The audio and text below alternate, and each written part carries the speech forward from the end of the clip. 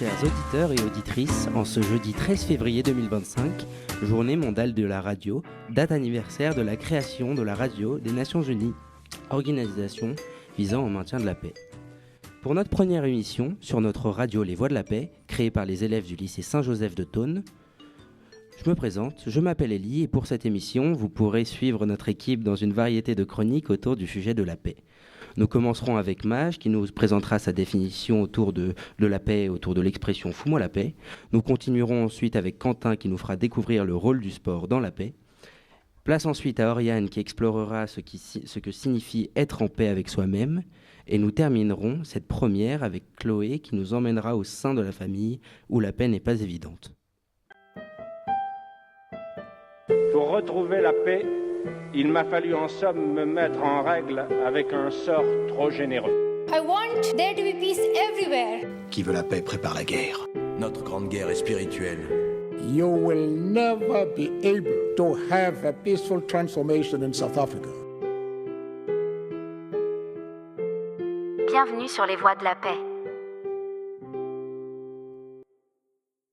Alors, pour moi, la paix, c'est tout aussi être bien avec soi, même qu'avec les autres. Mais Maj, ici présente, s'est intéressée de près à la définition de la paix dans sa chronique « Fous-moi la paix ». Mais du coup, Maj, c'est quoi la paix ? Hier soir, comme à mon habitude, je suis allée dans la chambre de ma sœur pour lui souhaiter bonne nuit. Mais madame n'était pas vraiment d'humeur. À peine je suis rentrée, elle m'a crié « Bon, Maj, fous-moi la paix !»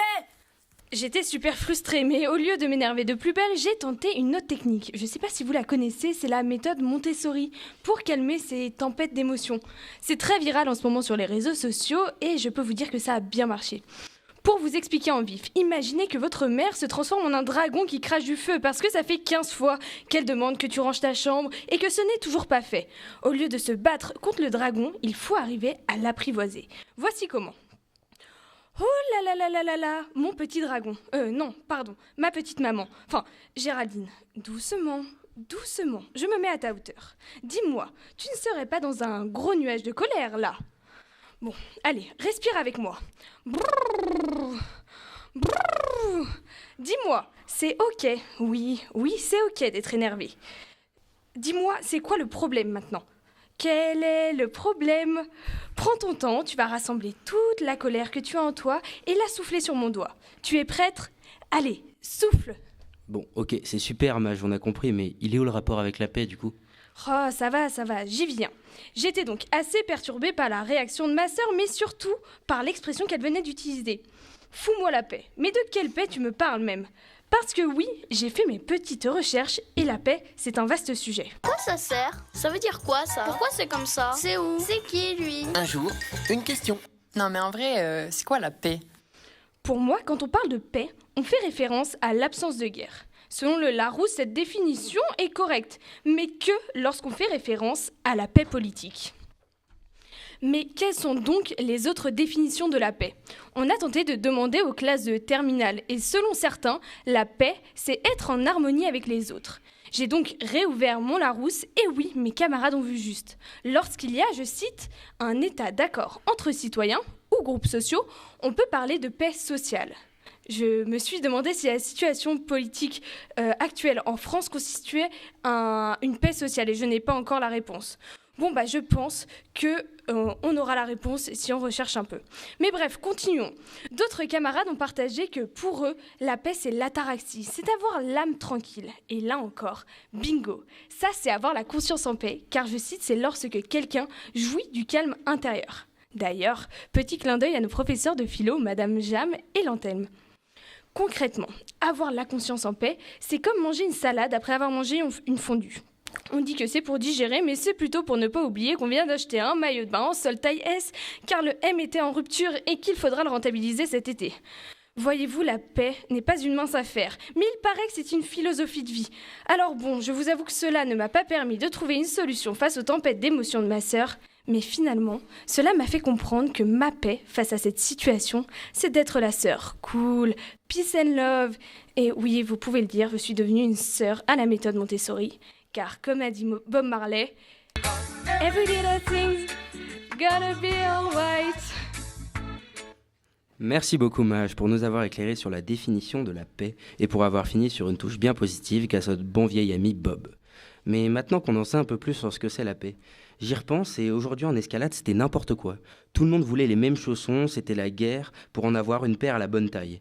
Et du coup Quentin, toi qui es un as du sport et de l'escalade, est-ce que tu pourrais m'expliquer le rôle que joue le sport dans la guerre ou dans la paix ? Ah oui, bonjour à tous. Ça, je suis d'accord, ce matin, pour avoir un chausson d'escalade de la bonne taille, c'était la guerre. Mais d'abord, j'ai une autre info à vous faire, car, chers amis, un nouveau président va être élu. Et oui, je ne parle pas aux citoyens français exemplaires qui est en vous, mais bien aux sportifs adeptes des Jeux Olympiques. En effet, cette année, le Comité international olympique, le CIO, va changer de président. 7 candidats vont tout tenter pour accéder au poste suprême. Parmi eux, David Lapartien, le prince Faisal Al-Hussein, Morinari Watanabe, Kirsty Coventry. Attendez, quoi ? Une femme ? C'est que Coubertin devrait se retourner dans sa tombe, là. Mais c'est qui Coubertin ? Et pourquoi il serait pas content ? Pour comprendre tout ça, on rembobine et on retourne à la fin du 19e siècle. 1894, le baron Pierre de Coubertin, pédagogue français et grand réformiste du sport, recrée les JO, avènement du sport moderne. Pour lui, le sport doit être un instrument de paix et d'unité. La trêve olympique est remise au goût du jour. Les symboles des Jeux sont créés, drapeaux, torches, flammes. Tous ont pour but de montrer l'esprit d'unité entre les athlètes, mais aussi entre les nations.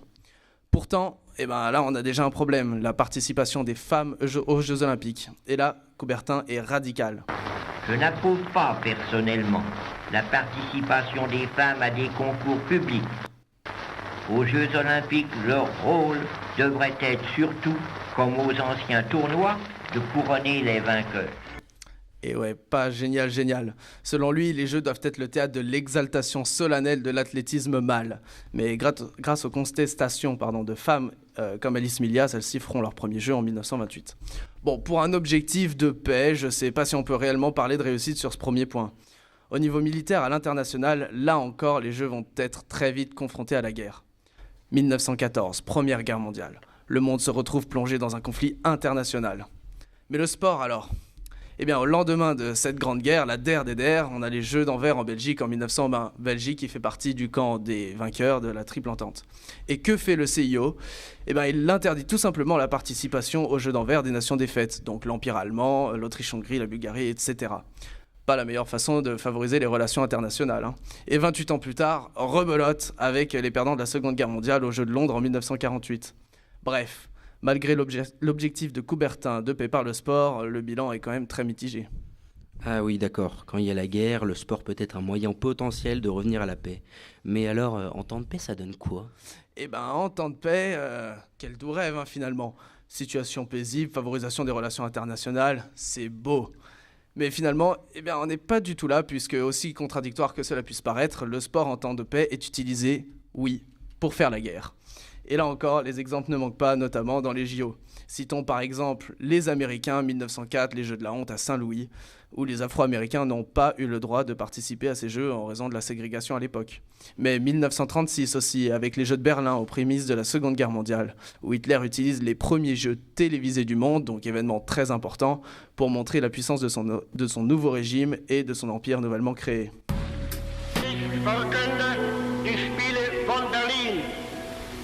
Zur Feier der 11. Olympiade neuer Zeitrechnung als eröffnet. Donc, montrer sa puissance pour préparer la guerre, puisque à cette époque, il préparait déjà la guerre. Le CIO, il a aussi montré qu'il savait utiliser les Jeux pour punir dans le monde, même en temps de paix. On comptera les Jeux de 64, 76, etc. Bref, les exemples ne manquent pas pour montrer que les Jeux olympiques sont le théâtre d'enjeux politiques et pour la guerre aussi. Mais Paris 2024 alors ?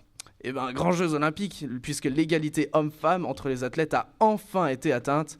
On espérera qu'elle sera respectée pour les prochains Jeux d'ailleurs. Mais malgré tout ça, encore une fois, la géopolitique internationale n'a pas pu s'empêcher de s'incruster, notamment avec la guerre en Ukraine et la Russie. À Paris, les athlètes russes et biélorusses ont été soumis à certains critères pour participer aux Jeux, comme la participation sous bannière olympique neutre. En plus de ça, ils et elles devaient être obligés de montrer qu'ils ne soutenaient pas la Russie dans le conflit avec l'Ukraine. D'ailleurs, la Russie, elle, a répliqué fortement. Elle a menacé le CIO de diverses conséquences après la confirmation de sa suspension, comme titrait le Figaro. Pourtant, Thomas Bach, le président du CIO, disait « Aujourd'hui, les ambassadeurs de la paix, c'est vous », en parlant des athlètes. Alors pourquoi les bannir ? Finalement, le CIO, malgré ses intentions de paix et d'unité tant promues, notamment par son président, s'est maintes fois impliqué dans les relations internationales et les conflits géopolitiques. Alors, que faire ? Changer de président ? On dirait bien qu'ils ont eu l'idée avant nous. Peut-être même que le prochain président sera présidente. Affaire à suivre. Tout cela est fort intéressant, Quentin. Merci à toi pour cette chronique très instructive qui nous en a autant appris sur le passé que sur l'actualité. Les voix de la paix. On va donc pouvoir passer sur un sujet plus léger mais tout aussi important, comment être en paix avec soi-même. Et si je ne me trompe pas, Oriane, tu es une experte en la matière. On m'a beaucoup dit qu'il fallait trouver la paix en nous-mêmes avant de pouvoir la dissiper autour de nous. Mais au final, on ne nous a jamais expliqué comment trouver cette paix. J'ai eu beau chercher sur tous les forums qui expliquent, en seulement 10 étapes, attention, comment devenir serein et atteindre la paix intérieure maximale de manière plus ou moins agressive. 4 principes qui vont éviter des problèmes pas nécessaires. Si ce n'est pas vrai, ne le raconte pas. Si ce n'est pas bien, ne le fais pas. Si ce n'est pas à toi, ne le prends pas. Et le 4e point, si tu ne sais pas, ferme ta bouche. Mais soyons honnêtes et réalistes. C'est bien facile à dire, mais comment on la trouve vraiment ? Parce que ces belles paroles nous disent tout, mais entre nous, qui les applique vraiment ? J'ai décidé de vous expliquer le concept d'être en paix avec soi-même, mais pas à partir de grands discours comme « Quand tu es en paix, tu expérimentes cette équanimité. » Pour avoir une vision d'ensemble sur toute une vie, je suis partie d'histoire de ma grand-mère qui a, malgré moi, beaucoup plus d'expérience dans sa vie du haut de ses 83 ans. On discutait justement de la paix et elle m'a raconté que la paix en elle, c'est de choisir sa journée. C'est de se lever le matin et en disant « Ah, je vais pouvoir terminer enfin mon dessin aujourd'hui ». C'est décider d'aller, sur un coup de tête, retrouver ses 4 sœurs, ses amis ou encore sa voisine pour un repas ensemble. C'est faire de la confiture de myrtille ramassée en balade avec mon grand-père la veille. Bref, c'est au final organiser sa vie avec ce que l'on a. Ce manque de paix en soi peut être difficile à accepter et surtout on peut croire qu'elle n'est jamais atteignable. Mais comme elle me l'a joliment dit, à 17 ans, tu as tout le temps de découvrir ton premier travail qui te stressera, ton premier mari et même peut-être le 2e, et surtout les pleurs des enfants la nuit et tout ce qui va te demander des choix qui seront importants pour toi et en même temps t'apporteront beaucoup de bonheur. J'ai alors compris que pendant quelques années, je pouvais encore être en guerre avec moi-même et j'attends la retraite pour faire un point dans ma vie parce qu'en soi, la paix vient quand tu t'arrêtes de te mettre en guerre toute seule. Être en paix avec soi serait donc juste l'accomplissement de notre vie ? Ma grand-mère, attention philosophe, a dit « La paix en soi, c'est un état qui demande de faire souvent des bilans d'étapes et la réalisation de tous nos attendus. » J'ai donc compris que j'avais beau chercher, je la trouverai au fur et à mesure puisqu'elle se construira au fil de ma vie. Merci beaucoup Oriane pour ces sages paroles, mais après avoir retrouvé la paix intérieure, ne faut-il pas chercher la paix avec les autres et en particulier avec les membres de sa famille ? N'est-ce pas Maj ? Bon, trêve de plaisanterie. Chloé, est-ce que tu peux nous aiguiller sur le sujet ? Alors oui, bien sûr. La paix au sein de la famille.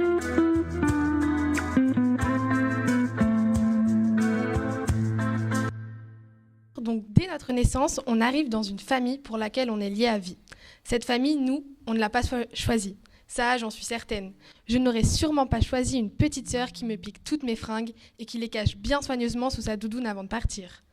Alors, comment faire pour bien s'entendre et être en paix avec des personnes avec qui on n'a pas forcément choisi de vivre ? J'ai par exemple cherché à savoir si c'était seulement dans ma famille qu'il y avait des conflits. J'ai alors demandé à plusieurs personnes d'âges différents. Qu'est-ce que tes parents font tout le temps et qui t'énerve ? Qu'est-ce que tes parents font tout le temps et qui t'énerve ? C'est qu'ils se mêlent de choses qui les regardent pas. Par exemple, quand ils m'engueulent parce que ma chambre est mal rangée. C'est ma chambre, pas la leur. C'est quand je demande quelque chose à mon papa et ensuite la même chose à ma maman, mais qu'ils sont pas d'accord sur la réponse et après tout le monde s'embrouille et on me dit que je devrais demander à l'un ou à l'autre. Quand ils prennent mon téléphone parce que pour eux je suis trop longtemps dessus. Moi, ce qui m'énerve chez mes parents, c'est de me rendre compte à 45 ans qu'en fait, ils avaient très souvent raison. Moi, ça me saoule trop quand ils mangent mes chocolats de Pâques en cachette. Avec cette réponse, je me suis rendu compte que c'était un peu dans toutes les familles qu'il y avait des conflits. A priori, les membres de notre famille, on est censé les aimer de manière innée. À peine née, évidemment, j'aimais instinctivement ma mère et mon père. Et nos parents, eux aussi, ils sont censés s'aimer. Sinon, nous, les enfants, on ne serait pas là. Le truc, c'est que parfois cet amour ne se passe pas comme dans les films. Des fois, l'amour disparaît, mais nous, les enfants, on est toujours là. Mais alors, comment faire quand on est parent pour rester en paix avec l'autre parent afin d'assurer le bonheur de ses enfants ? On va pas se mentir, dans pas mal de cas, même si les parents veulent bien faire au départ, dans le fond, ils en ont marre de leur ex. Non, tu te casses, casse-toi! Suzy, Suzy! Notre mariage, c'était de la merde!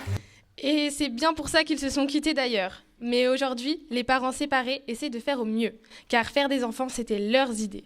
Et ils n'ont pas envie que leurs enfants subissent les points négatifs du divorce. Mais bon, les parents tout beau tout rose, ça n'existe pas.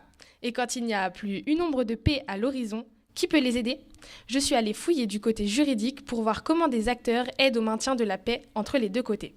Et non, je ne parle pas ici de garantir la paix au repas de Noël, quand la famille est réunie, que ma mère et son frère se prennent le bec à table et que ça dégénère en guerre familiale. Je parle d'une paix durable qui permet de faire fonctionner des familles décomposées ou recomposées. Mais Chloé, qu'est-ce qui pourrait permettre de maintenir cette paix ? Très bonne question, Ellie. Pour te répondre, j'ai donc interrogé une avocate pour savoir quelles sont les priorités quand on est avocat pour arriver à faire dialoguer deux parents et trouver un compromis dans le calme. Elle m'a expliqué que lorsque deux individus souhaitent divorcer, il y a deux manières de le faire. Soit les deux parties se sont entendues sur le fait de divorcer et demandent alors un divorce à l'amiable. Dans le cas inverse, si seulement un des deux côtés demande le divorce car l'autre refuse, c'est un divorce judiciaire. Vous l'aurez donc compris, un divorce à l'amiable favorise la bonne entente et une séparation en paix avec son partenaire. En général, les avocats encouragent un divorce à l'amiable car il évite de rentrer dans une procédure judiciaire et car il évite les conflits. Pour aider à restaurer le dialogue, l'avocat peut proposer des médiations familiales durant lesquelles les deux parties peuvent s'accorder en parlant calmement. En bref, s'entendre c'est mieux, c'est favorisé par les avocats et en plus c'est plus rapide. Pour éviter tout conflit supplémentaire, notamment vis-à-vis des enfants, il est préférable de fixer des règles. Elles vont de la pension alimentaire aux conditions de la garde. Le plus important, c'est que l'enfant choisisse ce que lui veut. C'est les parents qui doivent s'adapter et ça crée souvent des conflits. Quelquefois, l'un des parents peut être jaloux et de là faire vivre un enfer à l'autre parent. Je veux mon fils. Alors là, pas question. Comme je le disais, il peut parfois, si son enfant ne souhaite pas vivre chez lui, tout faire pour rentrer en compétitivité avec l'autre. Essayer d'acheter son enfant et le convaincre que chez papa ou chez maman, c'est mieux car... Vouloir être meilleur que l'autre ou être en conflit avec l'autre n'encourage pas l'installation de la paix dans une relation. Pour conclure, il faut donc favoriser le dialogue afin d'espérer un divorce à l'amiable qui est encouragé par les avocats. La communication peut parfois se montrer compliquée, mais apprendre à communiquer et se mettre d'accord, c'est le début d'une zone de paix. Merci beaucoup auditeurs et auditrices de nous avoir écoutés. Merci aussi à Maj, Quentin, Oriane et Chloé, les chroniqueurs de cette émission. Et évidemment un grand merci au public d'avoir assisté à cette émission. Et à bientôt sur les Voix de la Paix.